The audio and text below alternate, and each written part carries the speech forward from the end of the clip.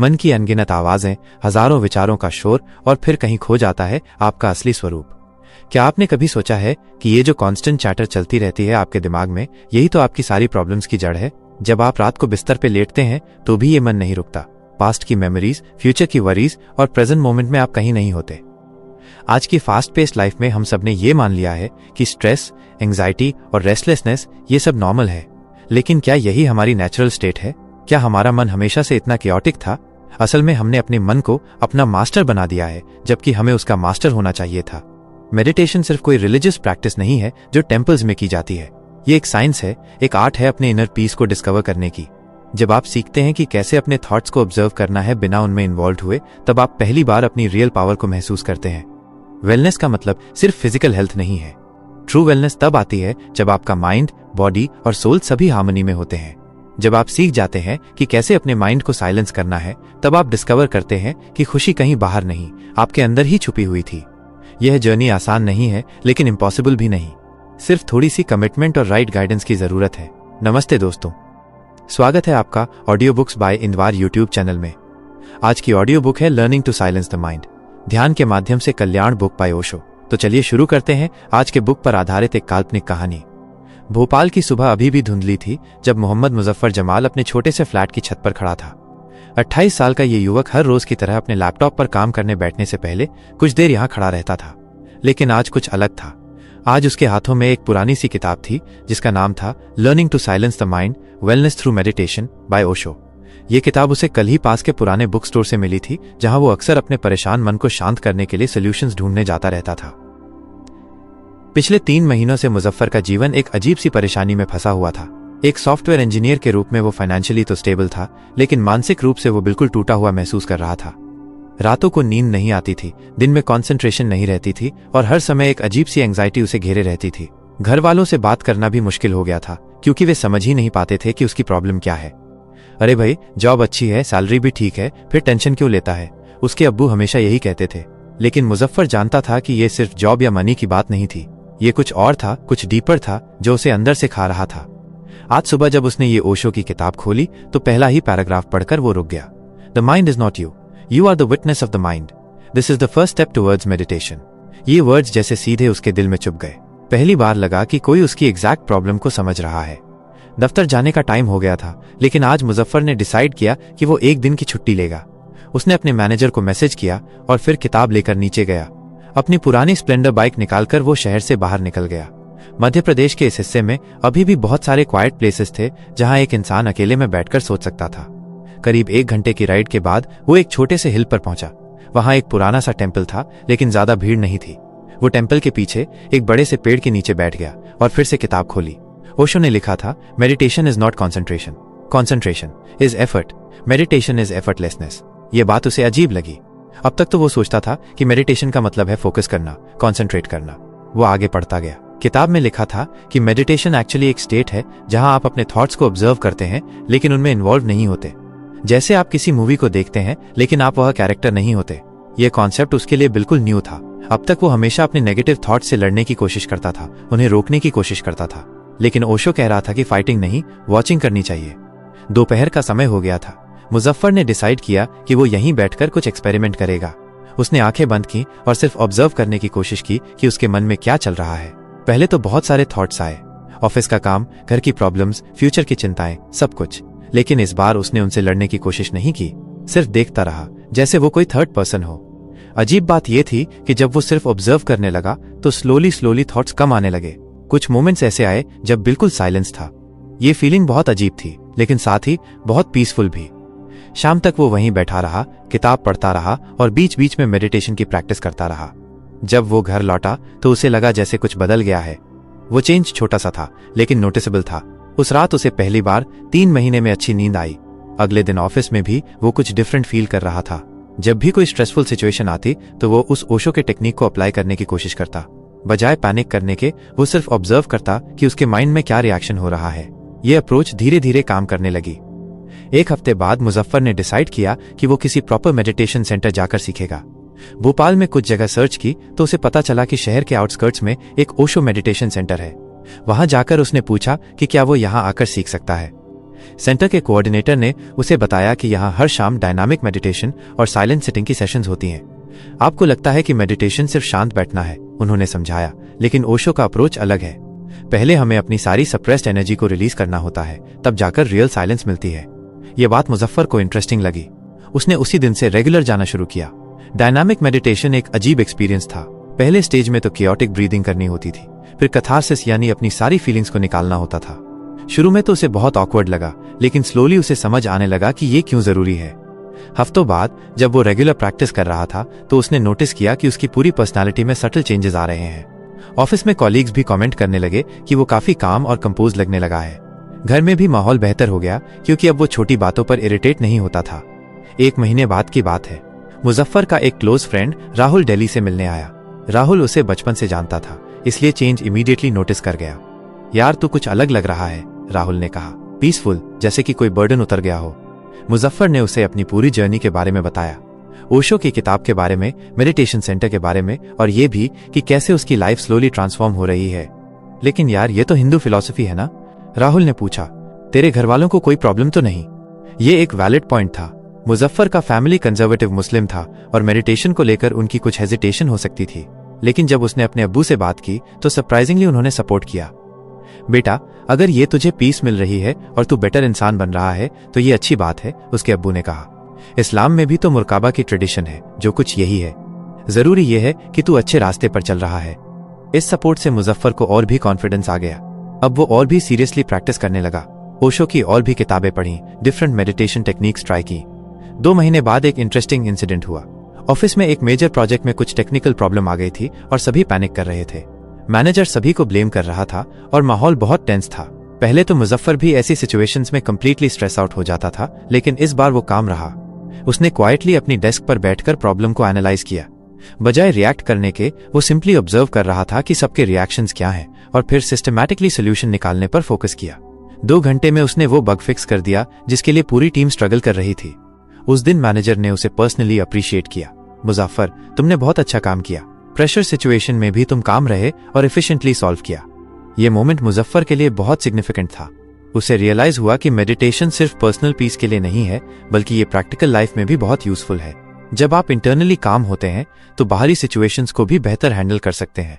महीनों बीतते गए, मुजफ्फर की प्रैक्टिस और भी डीप होती गई। अब वो सिर्फ इवनिंग सेशंस में नहीं, बल्कि मॉर्निंग में भी मेडिटेशन करता था। उसकी रूटीन बन गई थी।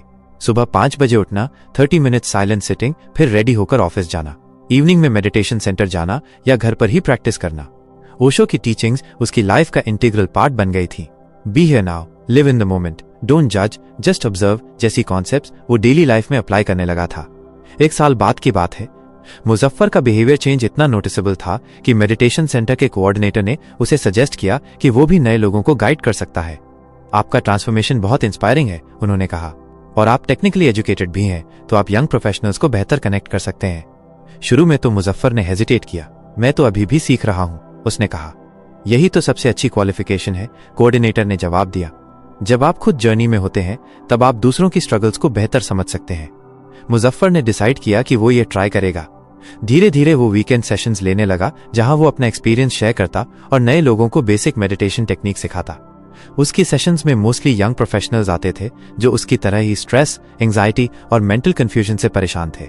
मुजफ्फर को लगता था जैसे वो अपना ही रिफ्लेक्शन देख रहा है उन लोगों में। देखिए, वो हमेशा अपनी सेशंस में कहता था, मेडिटेशन कोई रॉकेट साइंस नहीं है, ये सिर्फ अपने मन को समझने का तरीका है। जब आप अपने थॉट्स का ऑब्जर्वर बन जाते हैं तो आप रियलाइज करते हैं कि आप अपने थॉट्स नहीं हैं, आप समथिंग बियॉन्ड हैं। एक दिन सेशन के बाद एक लड़की प्रिया ने उससे प्राइवेट में बात की। सर, मैं बहुत कंफ्यूज हूं। मेरे फैमिली वाले कहते हैं कि मेडिटेशन हमारे रिलीजन के अगेंस्ट है, लेकिन मुझे यहाँ पीस मिल रही है। मुजफ्फर को अपनी पुरानी सिचुएशन याद आ गई। देखो प्रिया, उसने कहा, मेडिटेशन कोई रिलीजन नहीं है, ये एक साइंस है, कॉन्शियसनेस की साइंस है। हर रिलीजन में इसका कोई ना कोई फॉर्म मिलता है। क्रिश्चियनिटी में कॉन्टेम्पलेशन, इस्लाम में मुराकबा, हिंदुइज्म में ध्याना। नेम्स अलग है लेकिन एसेंस सेम है। लेकिन फिर भी सुनो, सबसे इंपॉर्टेंट चीज ये है कि तुम बेटर पर्सन बन रही हो या नहीं। अगर मेडिटेशन से तुम मोर कंपैशनेट, मोर पीसफुल, मोर लविंग बन रही हो तो ये कैसे रॉन्ग हो सकता है? गॉड चाहता ही यही है, ना कि हम अच्छे इंसान बने। ये कॉन्वर्सेशन मुजफ्फर के लिए भी बहुत मीनिंगफुल था।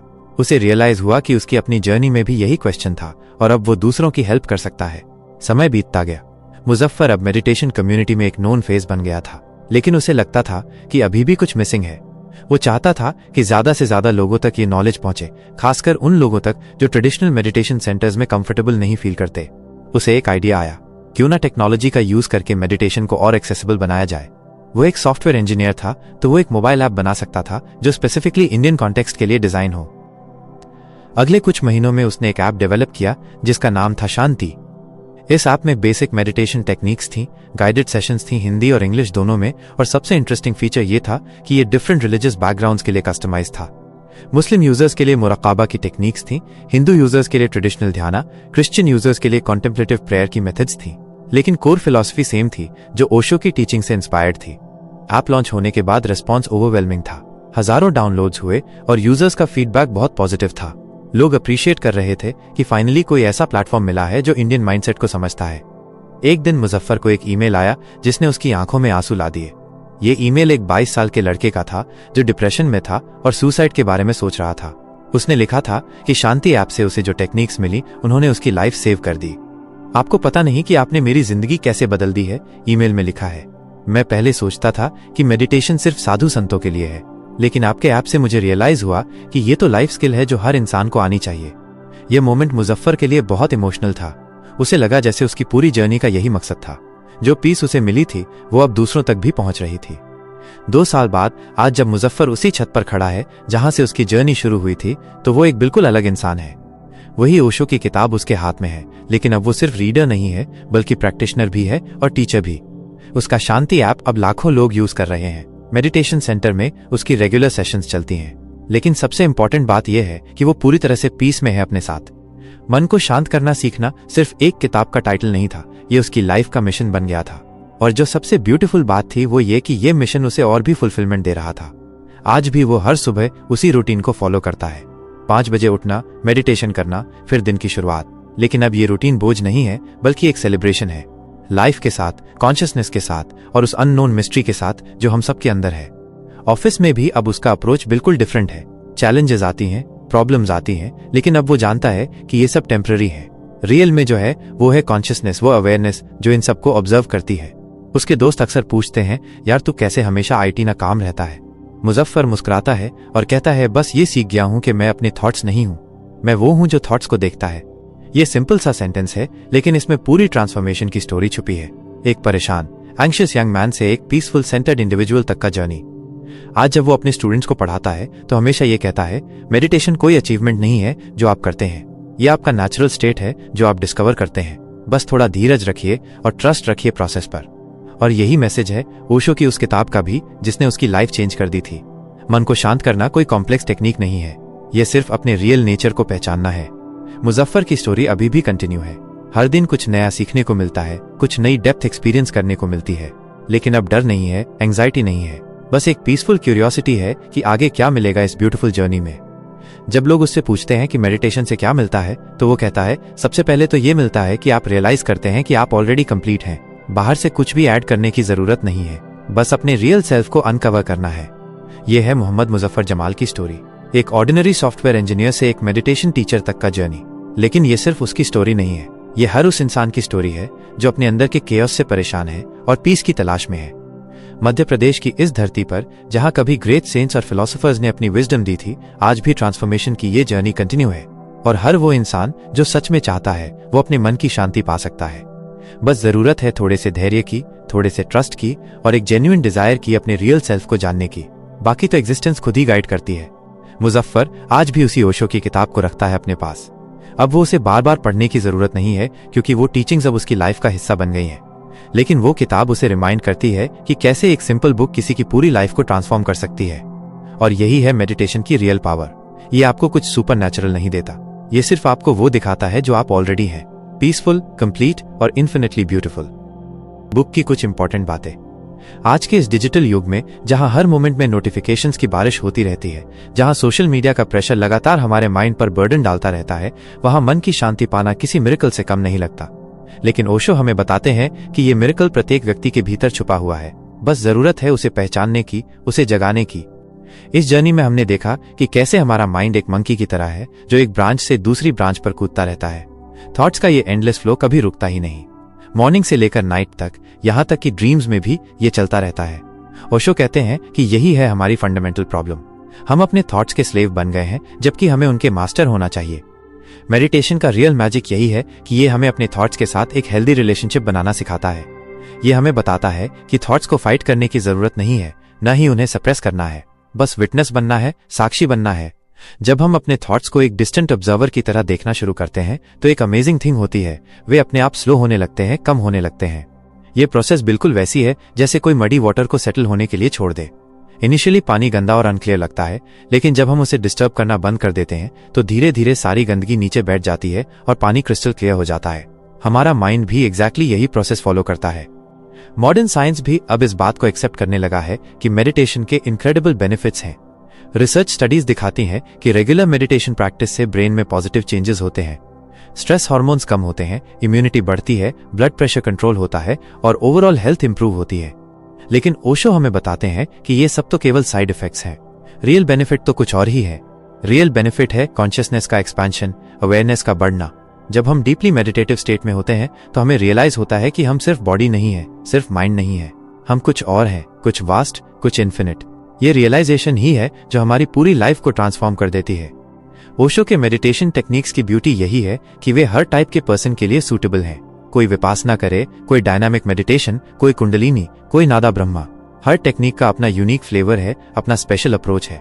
कुछ लोग सिटिंग मेडिटेशन प्रेफर करते हैं, कुछ को मूविंग मेडिटेशन अच्छी लगती है, कुछ को म्यूजिक के साथ मेडिटेट करना पसंद है, कुछ को कंप्लीट साइलेंस में। यहाँ इंपॉर्टेंट बात यह है कि कोई भी टेक्निक सुपीरियर या इंफीरियर नहीं है, सभी का डेस्टिनेशन सेम है, बस रूट्स अलग हैं। जैसे अलग अलग रिवर्स अंततः ओशन में जाकर मिल जाती हैं, वैसे ही सभी मेडिटेशन टेक्निक्स हमें सेम डेस्टिनेशन पर ले जाती हैं। वो डेस्टिनेशन है inner silence, inner peace, inner bliss. लेकिन यहाँ एक कॉमन मिस्टेक की ओर भी ध्यान देना जरूरी है। बहुत से लोग मेडिटेशन को एक गोल ओरिएंटेड एक्टिविटी समझते हैं। वे सोचते हैं कि मेडिटेशन करने से कुछ स्पेसिफिक रिजल्ट मिलना चाहिए, कोई पर्टिकुलर एक्सपीरियंस होना चाहिए। यह अप्रोच फंडामेंटली रॉन्ग है। ओशो हमेशा एम्फसाइज करते हैं कि मेडिटेशन में कोई गोल नहीं है, कोई डेस्टिनेशन नहीं है। ये तो एक जर्नी है, एक ऑनगोइंग प्रोसेस है।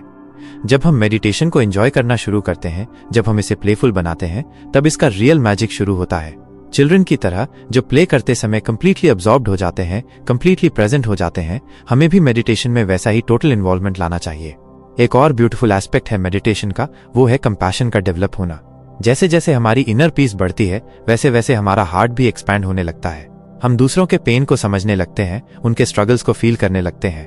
ये कंपैशन ऑटोमेटिक होती है, फोर्स्ड नहीं। जब हमारा अपना कप भर जाता है तो वो नेचुरली ओवरफ्लो होकर दूसरों तक पहुंचने लगता है। मॉडर्न रिलेशनशिप्स में भी मेडिटेशन का प्रोफाउंड इम्पैक्ट होता है। जब हम अपने इनर कॉन्फ्लिक्ट्स को रिजॉल्व करते हैं तो ऑटोमेटिकली हमारे एक्सटर्नल रिलेशनशिप्स भी इंप्रूव होने लगते हैं। हम लेस रिएक्टिव होते हैं, मोर अंडरस्टैंडिंग होते हैं। हमारे कम्युनिकेशन में क्लैरिटी आती है, लव की क्वालिटी बढ़ती है। वर्क प्लेस में भी मेडिटेटिव पर्सन की प्रेजेंस फील होती है। वो प्रेशर सिचुएशंस को अधिक ग्रेसफुली हैंडल करता है, डिसीजन मेकिंग में अधिक विजडम दिखाता है और कॉलीग्स के साथ हार्मोनियस रिलेशनशिप्स मेंटेन करता है। ये सब कुछ एफर्ट से नहीं होता, बल्कि नेचुरली होता है, क्योंकि उसका इनर स्टेट ही ट्रांसफॉर्म हो गया होता है। क्रिएटिव फील्ड्स में मेडिटेशन के बेनिफिट्स तो बहुत रिमार्केबल हैं। जब माइंड क्लटर फ्री होता है तो क्रिएटिविटी का नेचुरल फ्लो शुरू होता है। आर्टिस्ट्स, राइटर्स, म्यूजिशियंस सभी इस बात को एक्नॉलेज करते हैं कि उनका बेस्ट वर्क तब आता है जब वे डीपली रिलैक्स्ड और सेंटर्ड होते हैं। मेडिटेशन एग्जैक्टली यही स्टेट क्रिएट करती है। हेल्थ के पर्सपेक्टिव से भी मेडिटेशन के बेनिफिट्स को अब इग्नोर नहीं किया जा सकता। क्रॉनिक स्ट्रेस से होने वाली अधिकतर डिजीजेस का रूट कॉज मेंटल टेंशन है। जब हम रेगुलर मेडिटेशन प्रैक्टिस करते हैं तो ये मेंटल टेंशन नेचुरली रिलीज होने लगता है। बॉडी का नेचुरल हीलिंग मैकेनिज्म एक्टिवेट होता है और ओवरऑल वाइटैलिटी बढ़ती है। लेकिन सबसे इंपॉर्टेंट बात यह है कि मेडिटेशन हमें अपने ऑथेंटिक सेल्फ से कनेक्ट करती है। इस नॉइजी वर्ल्ड में हम अक्सर अपनी रियल आइडेंटिटी को भूल जाते हैं। हम वही बन जाते हैं जो सोसाइटी हमसे एक्सपेक्ट करती है, जो फैमिली चाहती है, जो फ्रेंड्स अप्रूव करते हैं। इस प्रोसेस में हमारा रियल सेल्फ कहीं खो जाता है। मेडिटेशन हमें वापस अपने कोर पर ले जाती है। यह हमें बताती है कि हम कौन हैं, क्या है हमारी रियल नेचर। यह डिस्कवरी जितनी सिंपल लगती है उतनी ही रेवोल्यूशनरी भी है। जब हम अपने ऑथेंटिक सेल्फ को डिस्कवर करते हैं तो जीवन में एक कंप्लीटली न्यू डायमेंशन ओपन होता है। यह जर्नी इजी नहीं है, यह एडमिट करना जरूरी है। इनिशियल स्टेजेस में बहुत सी चैलेंजेस आती हैं, माइंड रेजिस्ट करता है, डाउट्स आते हैं, कभी कभी लगता है कि कुछ हो ही नहीं रहा। ऐसे मोमेंट्स में पेशेंस रखना जरूरी है। ओशो हमेशा कहते हैं कि पेशेंस एक वर्च्यू नहीं है, बल्कि एक नेसेसिटी है मेडिटेशन के पाथ पर। जैसे एक गार्डनर को पता होता है कि सीड प्लांट करने के तुरंत बाद फ्रूट्स नहीं मिल जाएंगे, उसे वेट करना पड़ेगा, केयर करनी पड़ेगी, वैसे ही मेडिटेशन में भी टाइम लगता है। लेकिन जो पर्सन परसिस्टेंट रहता है, जो डेली प्रैक्टिस को मेंटेन करता है, वो डेफिनेटली ट्रांसफॉर्मेशन एक्सपीरियंस करता है। यहाँ एक मिसकंसेप्शन भी क्लियर करना जरूरी है। बहुत से लोग सोचते हैं कि मेडिटेशन करने के लिए माउंटेन्स पर जाना पड़ेगा, केव्स में बैठना पड़ेगा या फिर वर्ल्ड को रिनाउंस करना पड़ेगा। यह बिल्कुल रॉन्ग नोशन है। ओशो का अप्रोच बिल्कुल डिफरेंट है। वे कहते हैं कि मेडिटेशन को नॉर्मल लाइफ में इंटीग्रेट करना चाहिए। हाउसवाइफ किचन में काम करते समय मेडिटेटिव हो सकती है। ऑफिस वर्कर अपने डेस्क पर बैठे बैठे मेडिटेटिव स्टेट में जा सकता है। स्टूडेंट पढ़ाई करते समय मेडिटेशन की क्वालिटी ला सकता है। ये सब कुछ अवेयरनेस की बात है, कॉन्शियसनेस की बात है। रियल मेडिटेशन तो ये है कि जो भी एक्टिविटी हम कर रहे हैं उसमें कंप्लीटली प्रेजेंट हो, टोटली इन्वॉल्व हो। जब हम खाना खा रहे हो तो सिर्फ खाना खाएं, मोबाइल फोन न देखें, टीवी न देखें। जब वॉकिंग कर रहे हो तो सिर्फ वॉक करें, माइंड को पास्ट या फ्यूचर में न भटकने दें। यही है प्रैक्टिकल मेडिटेशन, यही है रियल स्पिरिचुअलिटी। इस अप्रोच की ब्यूटी यह है कि लाइफ बोरिंग नहीं बनती, बल्कि और भी कलरफुल हो जाती है। जब हम प्रेजेंट मोमेंट में होते हैं तो हर छोटी चीज में ब्यूटी दिखाई देने लगती है। मॉर्निंग की first ray of sunlight, birds का चर्पिंग, फ्लावर्स का फ्रेग्रेंस, सब कुछ अधिक विविड और मीनिंगफुल लगने लगता है। चिल्ड्रन नेचुरली इस स्टेट में होते हैं। उन्हें देखिए कि कैसे वे प्ले में कंप्लीटली अब्सॉर्ब्ड हो जाते हैं, कैसे वे प्रेजेंट मोमेंट में जीते हैं। हमें भी वापस यही चाइल्ड लाइक क्वालिटी डेवलप करनी है। ये रिग्रेशन नहीं है, बल्कि प्रोग्रेशन है, इवोल्यूशन है। लव भी मेडिटेशन का एक फॉर्म है। जब हम किसी को ट्रूली लव करते हैं तो उस मोमेंट में माइंड साइलेंट हो जाता है, थॉट्स रुक जाते हैं, सिर्फ प्योर फीलिंग रह जाती है। यही स्टेट है जो फॉर्मल मेडिटेशन में भी अचीव करनी होती है। इसलिए ओशो कहते हैं कि लव और मेडिटेशन दो अलग चीजें नहीं हैं, बल्कि सेम कॉइन के दो साइड्स हैं। आर्ट भी मेडिटेशन हो सकती है। जब आर्टिस्ट कंप्लीटली अब्सॉर्ब्ड होकर पेंटिंग करता है, जब म्यूजिशियन भूल जाता है कि वो म्यूजिक प्ले कर रहा है और बस म्यूजिक ही रह जाता है, जब डांसर डिसअपियर हो जाता है और सिर्फ डांस रह जाता है, ये सब मेडिटेटिव स्टेट्स हैं। यहाँ तक कि वर्क भी मेडिटेशन बन सकती है अगर हम राइट अप्रोच अपनाएं। कि ये है कि हम एक्टिविटी में ईगो को इन्वॉल्व न करें। जब हम ये सोचते हैं कि मैं ये कर रहा हूँ, मैं बहुत अच्छा काम कर रहा हूँ, तो ईगो इन्वॉल्व हो जाता है और मेडिटेशन की क्वालिटी चली जाती है। लेकिन जब हम सिंपली एक्शन को होने देते हैं, डूअर को डिसअपियर होने देते हैं, तो वर्क भी वर्शिप बन जाती है। इस ट्रांसफॉर्मेशन के साथ एक और ब्यूटीफुल थिंग होती है, वो है ग्रैटिट्यूड का डेवलप होना। जब हमारी इनर पीस बढ़ती है तो हमें रियलाइज होता है कि लाइफ कितनी प्रेशियस गिफ्ट है। हर ब्रेथ, हर हार्ट बीट, हर मोमेंट एक मिरेकल है। यह ग्रैटिट्यूड आर्टिफिशियल नहीं होती, बल्कि स्पॉन्टेनियस होती है। ग्रैटिट्यूड के साथ साथ ह्यूमिलिटी भी आती है। जब हम अपनी रियल नेचर को डिस्कवर करते हैं तो ईगो ऑटोमेटिकली डिसॉल्व होने लगता है। हमें पता चलता है कि हम एग्जिस्टेंस के वास्ट ओशन में सिर्फ एक छोटी वेव हैं। ये रियलाइजेशन हम्बलिंग है, लेकिन साथ ही लिबरेटिंग भी है। डेथ के प्रति भी हमारा पर्सपेक्टिव चेंज होता है। जनरली लोग डेथ से डरते हैं क्योंकि वे अपनी आइडेंटिटी को बॉडी और माइंड के साथ आइडेंटिफाई करते हैं। लेकिन जब मेडिटेशन के थ्रू हमें अपनी रियल नेचर का ग्लिम्स मिलता है तो डेथ का डर कम होने लगता है। हमें रियलाइज होता है कि जो हमारी एसेंशियल नेचर है वो इटर्नल है, टाइमलेस है। यह सब ट्रांसफॉर्मेशन ओवरनाइट नहीं होता। यह एक ग्रेजुअल प्रोसेस है, एक जेंटल अनफोल्डिंग है। कभी कभी स्टेप्स फॉरवर्ड होते हैं, कभी कभी बैकवर्ड भी लगता है, लेकिन ओवरऑल डायरेक्शन हमेशा अपवर्ड होती है, हमेशा ग्रोथ की ओर होती है। इंपॉर्टेंट बात यह है कि इस जर्नी में इम्पेशेंस न करें। मॉडर्न वर्ल्ड में हम इंस्टेंट रिजल्ट्स के आदी हो गए हैं। Fast food, instant coffee, quick fixes, सब कुछ इमीडिएट चाहिए। लेकिन इनर ट्रांसफॉर्मेशन का अपना टाइम होता है, अपना पेस होता है। नेचर की तरह यह भी ऑर्गेनिक प्रोसेस है। एक सीड को प्लांट करने के बाद हम रोज उसे डिग नहीं करते कि देखें कि ग्रो हुआ या नहीं। हम ट्रस्ट करते हैं नेचुरल प्रोसेस पर, प्रॉपर केयर देते हैं और वेट करते हैं। मेडिटेशन में भी सेम अप्रोच चाहिए। कम्युनिटी का रोल भी इंपॉर्टेंट है इस जर्नी में। जब हम लाइक माइंडेड पीपल के साथ होते हैं जो सिमिलर पाथ पर वॉकिंग कर रहे होते हैं तो एनर्जी बूस्ट मिलती है। इसलिए meditation groups, satsangs, spiritual communities join करना हेल्पफुल होता है।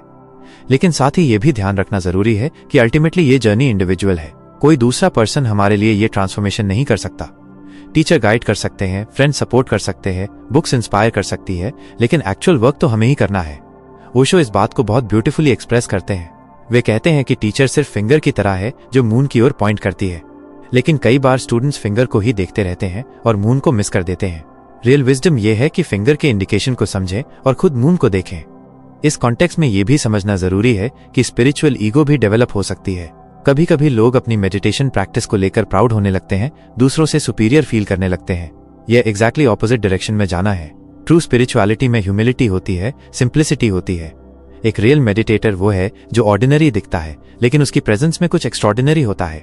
वो स्पेशल क्लोथ्स नहीं पहनता, स्पेशल लैंग्वेज नहीं बोलता, लेकिन उसके अराउंड एक सटल फ्रेग्रेंस होती है, एक पीस होती है जो दूसरों को भी टच करती है। यह फ्रेग्रेंस कृत्रिम नहीं होती, नेचुरल होती है। जैसे फ्लावर ऑटोमेटिकली फ्रेग्रेंस स्प्रेड करता है बिना कोई एफर्ट किए, वैसे ही मेडिटेटिव पर्सन भी नेचुरली पॉजिटिविटी स्प्रेड करता है। ये उसका नेचर बन जाता है, उसकी एफर्ट नहीं। इस जर्नी में सेटबैक्स भी आएंगे। कभी कभी लगेगा कि सब कुछ वापस स्क्वायर वन पर पहुंच गया है। इमोशंस फिर से डिस्टर्ब करने लगेंगे, थॉट्स फिर से क्योटिक हो जाएंगे। ऐसे मोमेंट्स में डिस्करेज ना हो, ये नॉर्मल है, नेचुरल है। जैसे फिजिकल एक्सरसाइज में भी कभी कभी टायर्डनेस फील होती है, मसल्स सोर होते हैं, वैसे ही स्पिरिचुअल एक्सरसाइज में भी अप्स एंड डाउन्स आते हैं। इंपॉर्टेंट बात यह है कि जर्नी कंटिन्यू रखें, प्रैक्टिस मेंटेन रखें। ओशो एक ब्यूटीफुल मेटाफर देते हैं। वे कहते हैं कि कॉन्शियसनेस एक स्पाइरल की तरह ग्रो करती है। समटाइम्स लगता है कि हम सेम प्लेस पे आगे हैं, लेकिन एक्चुअली हम हायर लेवल पे होते हैं।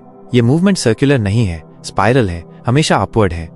टेक्नोलॉजी का रोल भी एक्नॉलेज करना चाहिए मॉडर्न मेडिटेशन में। Apps, guided meditations, online communities, सब कुछ हेल्प कर सकता है इनिशियल स्टेजेस में, लेकिन अल्टीमेटली डिपेंडेंसी डेवलप नहीं करनी चाहिए। रियल मेडिटेशन तो किसी भी एक्सटर्नल सपोर्ट के बिना होनी चाहिए। फैमिली लाइफ में मेडिटेशन को इंटीग्रेट करना भी चैलेंजिंग होता है, खासकर इंडियन कॉन्टेक्स्ट में जहां जॉइंट फैमिलीज होती हैं, प्राइवेसी मिलना डिफिकल्ट होता है। लेकिन यही क्रिएटिविटी काम आती है। अर्ली मॉर्निंग, लेट नाइट या फिर छोटे छोटे मोमेंट्स को यूटिलाइज करना पड़ता है। बच्चों के साथ होना भी कभी कभी चैलेंजिंग लगता है मेडिटेशन प्रैक्टिस के लिए, लेकिन एक्चुअली बच्चे नेचुरल मेडिटेटर्स होते हैं, उनसे सीखा जा सकता है। उनकी स्पॉन्टेनिटी, उनकी जॉय, उनकी प्रेजेंट मोमेंट अवेयरनेस, सब कुछ मेडिटेटिव क्वालिटीज हैं। ओल्ड एज में मेडिटेशन का सिग्निफिकेंस और भी बढ़ जाता है। जब फिजिकल एनर्जीज डिक्लाइन होने लगती हैं, तब इनर एनर्जीज को डेवलप करना और भी इंपॉर्टेंट हो जाता है। मेनी एल्डरली पीपल डिस्कवर करते हैं कि मेडिटेशन उनके लिए फाउंटेन ऑफ यूथ की तरह काम करती है। विमेन के लिए मेडिटेशन के अलग बेनिफिट्स हैं। उनकी नेचुरल इंट्यूटिव कैपेसिटी मेडिटेशन के थ्रू और भी एनहांस होती है। इमोशनल सेंसिटिविटी, जो कभी कभी प्रॉब्लम लगती है, मेडिटेशन के साथ एक गिफ्ट बन जाती है। Main generally logical approach prefer करते हैं, तो उनके लिए टेक्निक्स जैसे विपस्सना या माइंडफुलनेस अधिक सूटेबल हो सकती हैं। लेकिन ये कोई फिक्स्ड रूल नहीं है। हर इंडिविजुअल यूनिक है, उसकी अपनी प्रेफरेंस हो सकती है। कल्चरल बैकग्राउंड भी मैटर करती है। इंडियन ट्रेडिशन में मेडिटेशन की डीप रूट्स हैं। हमारे स्क्रिप्चर्स, हमारे फेस्टिवल्स, हमारी डेली प्रैक्टिसेस में मेडिटेशन के एलिमेंट्स ऑलरेडी प्रेजेंट हैं। जरूरत है सिर्फ उन्हें रिकॉग्नाइज करने की, कॉन्शियस होने की। मॉर्निंग प्रेयर्स, इवनिंग आरती, टेम्पल विजिट्स, ये सब पोटेंशियल मेडिटेटिव एक्टिविटीज हैं अगर हम राइट अवेयरनेस के साथ करें। लेकिन अक्सर ये एक्टिविटीज मैकेनिकल हो जाती हैं, रिचुअल बन जाती हैं। मेडिटेशन इन्हें फिर से अलाइव बना देती है। फूड भी मेडिटेशन में इंपॉर्टेंट रोल प्ले करती है। What we eat, how we eat, when we eat, सब कुछ इंपैक्ट करता है हमारी मेडिटेटिव कैपेसिटी पर। लाइट, सात्विक फूड मेडिटेशन के लिए कंड्यूसिव होती है। Heavy, spicy, processed food mental agitation बढ़ाती है। ईटिंग इटसेल्फ भी एक मेडिटेशन बन सकती है। जब हम स्लोली, माइंडफुली, ग्रेटफुली खाना खाते हैं, तब ये स्पिरिचुअल प्रैक्टिस बन जाती है। जापानीज में एक वर्ड है इचिगो इची, जिसका मतलब है वन टाइम वन मीटिंग। हर मील को इसी भाव से लें तो खाना भी सेक्रेड एक्ट बन जाता है। स्लीप भी मेडिटेशन से कनेक्टेड है। जब हम पीसफुली, विदाउट एनी टेंशन के स्लीप करते हैं, तो ये भी एक फॉर्म ऑफ मेडिटेशन है। ड्रीम्स भी इंसाइट्स प्रोवाइड कर सकते हैं अगर हम अटेंटिव हों। एक्सरसाइज और मेडिटेशन का भी ब्यूटीफुल कॉम्बिनेशन हो सकता है। योगा नेचुरली मेडिटेटिव है। रनिंग, स्विमिंग, साइकिलिंग भी मेडिटेटिव बन सकते हैं अगर हम राइट अवेयरनेस के साथ करें। की है प्रेजेंस अवेयरनेस। नेचर के साथ कनेक्शन मेडिटेशन को डीपली एनहांस करता है। ट्रीज की शेड में बैठना, ओशन के किनारे मेडिटेशन करना, माउंटेन्स की साइलेंस को फील करना, सब कुछ एक्सेलरेट करता है हमारी इनर जर्नी को। आजकल अर्बन लाइफ में नेचर से कनेक्शन कम हो गया है, लेकिन छोटे छोटे वेज में भी नेचर को इनवाइट कर सकते हैं। Plants, flowers, natural light, fresh air, सब कुछ हेल्प करते हैं। म्यूजिक भी पावरफुल टूल है मेडिटेशन के लिए, बट ध्यान रहे कि म्यूजिक सपोर्ट करे, डोमिनेट न करे। Soft, instrumental, natural sounds generally अधिक सूटेबल होती हैं। इवेंचुअली साइलेंस भी म्यूजिक बन जाती है। साइलेंस की पावर को अंडर एस्टिमेट नहीं करना चाहिए। हमारी मॉडर्न लाइफ में साइलेंस प्रैक्टिकली एक्सटिंक्ट हो गई है। हमेशा कोई ना कोई नॉइज होती रहती है। TV, radio, traffic, machines, conversations, constant bombardment होती रहती है। मेडिटेशन हमें साइलेंस का टेस्ट देती है। इनिशियली यह अनकंफर्टेबल लग सकती है क्योंकि हम नॉइज के आदी हो गए हैं, लेकिन ग्रेजुअली साइलेंस की स्वीटनेस का एक्सपीरियंस होने लगता है। प्रेयर और मेडिटेशन में भी ब्यूटीफुल रिलेशनशिप है। ट्रेडिशनल प्रेयर में हम गॉड से बात करते हैं, मेडिटेशन में हम गॉड को सुनते हैं। दोनों कॉम्प्लीमेंट्री हैं। इवेंचुअली प्रेयर भी मेडिटेशन बन जाती है जब वर्ड्स डिसअपीयर हो जाते हैं और सिर्फ फीलिंग रह जाती है। डिफरेंट रिलीजन्स की मेडिटेशन टेक्निक्स में वेरिएशंस हैं, लेकिन एसेंस सेम है। क्रिश्चियनिटी में कॉन्टेम्पलेशन, इस्लाम में मुराकबा, जुडाइज्म में हितबोधेदत, बुद्धिज्म में विपासना, हिंदुइज्म में ध्याना, सब अल्टीमेटली सेम डेस्टिनेशन की ओर लीड करते हैं। ये यूनिवर्सैलिटी मेडिटेशन की ब्यूटी है। ये कोई सेक्टेरियन प्रैक्टिस नहीं है, ये ह्यूमन बर्थराइट है। हर पर्सन, चाहे उसकी कोई भी बैकग्राउंड हो, मेडिटेशन से बेनिफिट उठा सकता है। साइंस और स्पिरिचुअलिटी के बीच जो गैप था, मेडिटेशन उसे ब्रिज कर रही है। न्यूरोसाइंस के फाइंडिंग्स मेडिटेशन के एंशिएंट क्लेम्स को वैलिडेट कर रहे हैं। यह कन्वर्जेंस ब्यूटीफुल है और एनकरेजिंग भी, लेकिन साथ ही यह भी ध्यान रखना जरूरी है कि मेडिटेशन को प्योरली साइंटिफिक या मेडिकल ट्रीटमेंट की तरह न देखें। यह मच डीपर है, मच मोर प्रोफाउंड है। यह प्योर टेक्नोलॉजी नहीं है, यह आर्ट भी है, साइंस भी है और उससे भी कुछ अधिक है। इस जर्नी में पेशेंस के साथ साथ परसिवियरेंस भी जरूरी है। कभी कभी लगेगा कि कोई प्रोग्रेस नहीं हो रही, कभी कभी डाउट आएगा कि यह सब वर्थ है भी या नहीं। ऐसे मोमेंट्स में अपने इनिशियल मोटिवेशन को रिमेंबर करें। क्यों शुरू की थी ये जर्नी? क्या था वो पेन जिसने इस पाथ की ओर लीड किया? क्या थी वो लॉन्गिंग, वो सर्च जिसने मेडिटेशन की ओर अट्रैक्ट किया? उस ओरिजिनल इंपल्स को रिकनेक्ट करें। मेनी टाइम्स हम फॉरगेट कर जाते हैं कि मेडिटेशन एक लग्जरी नहीं है, बल्कि नेसेसिटी है। मॉडर्न लाइफ में ये सर्वाइवल स्किल बन गई है। Without inner peace, without mental clarity, without emotional stability, life अधिक चैलेंजिंग हो जाती है। इस कॉन्टेक्स्ट में यह भी मेंशन करना चाहिए कि मेडिटेशन पैसिव एक्टिविटी नहीं है, यह एक्टिवली कॉन्शियस होने की प्रैक्टिस है। यह अवेयरनेस को शार्पन करने की मेथड है। जब हम अधिक अवेयर होते हैं तो ऑटोमेटिकली हमारे चॉइसेस बेटर होते हैं, हमारे रिलेशनशिप्स इंप्रूव होते हैं, हमारी प्रोडक्टिविटी बढ़ती है। क्रिएटिविटी पर मेडिटेशन का इम्पैक्ट पर्टिकुलरली रिमार्केबल है। जब माइंड क्लटर फ्री होता है तो ओरिजिनल आइडियाज फ्लो होने लगते हैं, सॉल्यूशंस स्पॉन्टेनियसली इमर्ज होने लगते हैं, इंट्यूशन डेवलप होती है। बिजनेस वर्ल्ड में भी अब मेडिटेशन को सीरियसली लिया जा रहा है। टॉप कंपनीज अपने एम्प्लॉइज के लिए मेडिटेशन प्रोग्राम्स ऑर्गेनाइज कर रही हैं। लीडरशिप में इमोशनल इंटेलिजेंस का इंपॉर्टेंस रिकॉग्नाइज हो रहा है और मेडिटेशन इसे डेवलप करने का इफेक्टिव वे है। एजुकेशन सिस्टम में भी मेडिटेशन को इंटीग्रेट करने की जरूरत है। बच्चों को एकेडमिक सब्जेक्ट्स के साथ साथ इनर स्किल्स भी सिखाने चाहिए। Stress management, emotional regulation, concentration improvement, सब कुछ मेडिटेशन से पॉसिबल है। हेल्थ केयर सिस्टम में भी मेडिटेशन कॉम्प्लीमेंट्री थेरेपी के रूप में यूज हो रही है। Chronic pain, anxiety, depression, PTSD जैसी कंडीशंस में मेडिटेशन के बेनिफिट साइंटिफिकली प्रूवन है।